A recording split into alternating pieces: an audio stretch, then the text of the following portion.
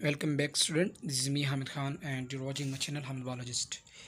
Dear student, आज हम discuss करेंगे जेनेटो यूरिनरी ट्रैक्ट डिसऑर्डर को और इस यूनिट के अंदर हम सबसे पहले जेनेटो यूरिनरी ट्रैक्ट की एनाटॉमी और फिजियोलॉजी को डिस्कस करेंगे। फिर हर एक डिजीज़ की causes, pathophysiology, manifestation, medical management और सर्जिकल मैनेजमेंट, डायग्नोस्टिक और इसके अलावा नर्सिंग प्रोसेस और टीचिंग प्लान को डिस्कस करेंगे। ये हमारे ऑब्जेक्टिव्स है इस यूनिट्स के। जेनेटो यूरिनरी ट्रैक्ट डिसऑर्डर में फॉलोइंग डिसऑर्डर है जिसको हम हर एक वीडियो के ज़रिए डिस्कस करेंगे। तो सबसे पहले यूरिनरी ट्रैक्ट इन्फेक्शन है, सेकंड पे रीनल एब्सिस और ट्यूबरक्लोसिस है, थर्ड पे ग्लोमेरुलोनेफ्राइटिस जिसे इम्यूनोलॉजिकल डिसऑर्डर भी कहते हैं, फोर्थ पर यूरिथरल स्ट्रक्चर्स, हाइड्रोयूरिटर और हाइड्रोनेफ्रोसिस भी है, यूरिनरी इनकॉन्टिनेंस है, रिटेंशन और यूरिनरी कैलकुली को भी डिस्कस करेंगे, एक्यूट और chronic renal failure, urinary bladder and renal cell carcinoma. ये हमारे टॉपिक है और जिसको हम हर एक वीडियो में अलग अलग डिस्कस करेंगे। आज हम डिस्कस करने वाले हैं एनाटॉमी और physiology of genito urinary tract को। इसके हम एनाटॉमी और फिजियोलॉजी को डिस्कस करेंगे।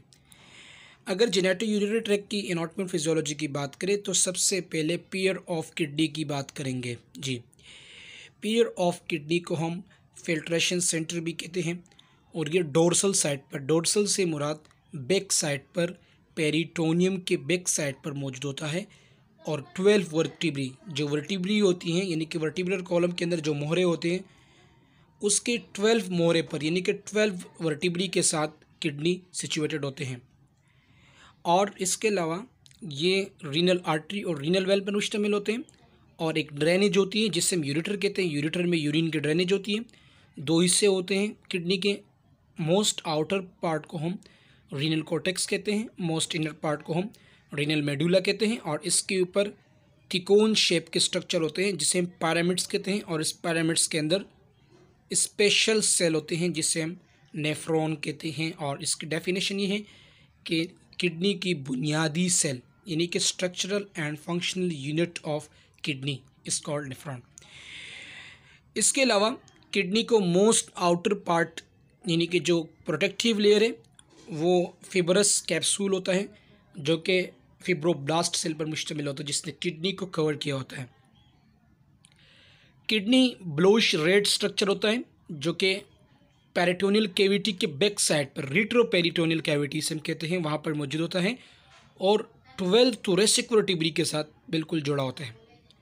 एडल्ट किडनी वेट 120 से 170 ग्राम होता है और 12 सेंटीमीटर लॉन्ग होता है, 6 सेंटीमीटर चौड़ाई होती है इसकी और 2.5 सेंटीमीटर थिक होता है यानी कि 2.5 सेंटीमीटर इसकी लेयर मोटे होते हैं। किडनी वॉल जो हैं वो प्रोटेक्ट होते हैं रिब्स के ज़रिए, रिब्स के मसल्स के ज़रिए जिसे हम गिरोटा फेशिया कहते हैं और ये फिब्रस कनेक्टिव टिश्यूज़ भी कहलाते हैं जिसे हम फिब्रस कैप्सूल कहते हैं। ये फैट पर भी मुश्तमिल होते हैं और इसे हम रीनल कैप्सूल भी कहते हैं जिसने हर एक किडनी को सराउंड किया होता है। हर एक किडनी के अंदर 1 मिलियन नेफ्रॉन्स पाए जाते हैं जो कि किडनी की जान होती है। किडनी के अंदर सबसे अहम फंक्शन इस नेफ्रॉन के होते हैं। 1 मिलियन नेफ्रॉन ईच किडनी के अंदर मौजूद होते हैं। नेफ्रॉन की बात करें तो नेफ्रॉन सबसे पहले कनेक्टेड होते हैं कप शेप की तरह, प्याले नुमा एक स्ट्रक्चर होता है जिसे हम ग्लोमेरुलस कहते हैं और उस ग्लोमेरुलस के अंदर 2 आर्टरियोल्स होती हैं। आर्टरियोल्स का मतलब आर्टरीज की ओपनिंग। एक होते हैं एफरेंट आर्टरियोल जो कि वेस्ट को लेके आता है नेफ्रॉन के अंदर और एक होते हैं इफरेंट आर्टरियोल्स जिसमें साफ ब्लड वापस जाके आर्टरी के अंदर इंटर हो जाती है। बोमेंस कैप्सूल की बात करें तो बोमेंस कैप्सूल इसको कनेक्टेड किया होते हैं। जो मैंने ग्लोमेरुलस का कहा वो कप शेप का नहीं होता बल्कि बोमेन कैप्सूल कप शेप का स्ट्रक्चर होता है और ग्लोमेरुलस एक किस्म की चन्नी होती है, एक जाली होती है जो कि बोमेंस कैप्सूल के अंदर होता है। फर्दर बोमेंस कैप्सूल के साथ एक गुच्छा कनेक्ट होता है कोयल शेप जिसे प्रॉक्सिमल ट्यूब्यूल कहते हैं और वो कप शेप नीचे गया होता है किडनी के अंदर जिसे हम ल्यूपोफेनले कहते हैं। फिर वो वापस रिटर्न होता है जिसे हम डिस्टल कन्वोल्यूटेड ट्यूब्यूल्स कहते हैं और वो लास्ट में जाके कलेक्टिंग डक्ट्स पर ख़त्म हो जाता है और वहाँ कलेक्टिंग डक्ट जाके पेल्विस में एम्प्टी होता है, पेल्विस के बाद वो नीचे आके यूरिनरी ब्लैडर में यूरिन स्टोर होता है।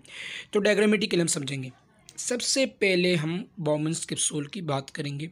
ये बाउमन्स कैप्सूल आप देख सकते हो। बाउमन्स कैप्सूल में जो रीनल आर्टरी के ज़रिए ब्लड आ रहे हैं, उस ब्लड के अंदर वेस्ट भी है, उस ब्लड के अंदर ग्लूकोज भी है, अमीनो एसिड है, उसके अंदर एक्स्ट्रा अमाउंट ऑफ वाटर है, सोडियम है, क्लोराइड है, पोटाशियम है, कैल्शियम है, ये सारी चीज़ें किडनी के अंदर आ रही हैं। और किडनी एज आ होम्योस्टैटिक ऑर्गन है जो इसको स्टेबल करता है, बॉडी के अंदर एक्स्ट्रा सेलुलर और इंट्रा सेलुलर सब्सटेंसेस को स्टेबल रखता है, इक्विलिब्रियम में रखता है। बाउमन कैप्सूल के अंदर एक चन्नी होती है जिसे हम ग्लोमेरुलस कहते हैं। जब रीनल आर्ट्रियोल के ज़रिए, रीनल आर्टरी के ज़रिए जब ब्लड आते हैं तो ब्लड के साथ साथ ये सारे कंपोनेंट्स होते हैं जिसके बारे में आपको बताया, जैसे कि water, glucose, protein, ketone bodies, sodium, potassium, calcium, chloride. जब ये इंटर होती है तो ग्लोमेरुलस यहाँ पे एक चन्नी होती है और उस चन्नी जो लार्जर मॉलिक्यूल होते हैं उसको रोकते हैं, जैसे कि कैल्शियम। कैल्शियम को रोकते हैं ताकि कैल्शियम नेफ्रॉन के अंदर ना जाए और नीचे पेशाब की शक्ल में वो रिलीज़ ना हो जाए। तो इसकी वजह से कैल्शियम डेफिशिएंसी हो जाएगी अगर खुदा ना खास्ता ऐसा हुआ।